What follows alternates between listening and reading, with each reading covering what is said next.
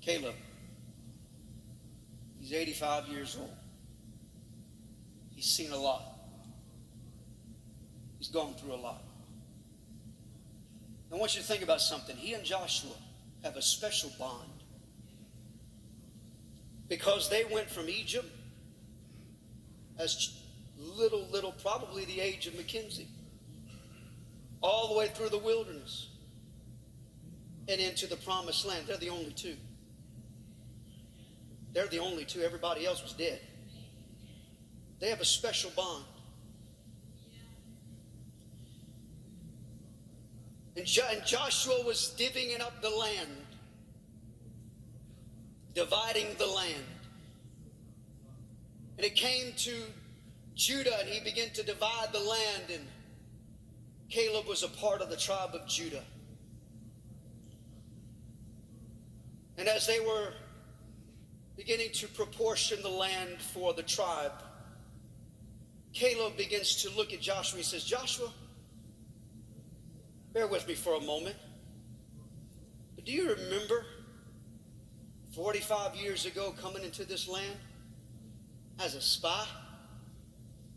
Do you remember Moses choosing 12 of us, and you and I were a part of that 12? And do you remember what we saw when we entered into this land of milk and honey? Well, yeah, I remember. What's your point? What are you getting at? Just bear with me, Joshua. I'll get there. But do you remember the pomegranates that were unlike anything we've ever seen before? Clusters of grapes so large that 2 men had to carry one cluster. It was truly the land of milk and honey. It was amazing. It was something like we have never seen before.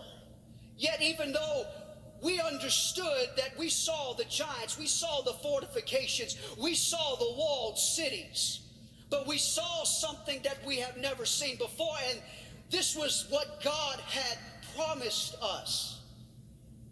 But do you remember, Joshua, what happened when we went to our debriefing meeting with Moses? Yeah, I do. Do you remember that as 12 of us gathered around and began to explain to Moses what we had seen and what we had brought back, that 10 of us told Moses, the walls are too big, the fortifications are too strong, giants are so overwhelming, tribes of war, we are grasshoppers to them. Now let's stop right there for a moment. That is exactly where much of the Christianity is. They have a defeatist mentality. They see everything that is around them. And just like those 10, they say the walls are too big.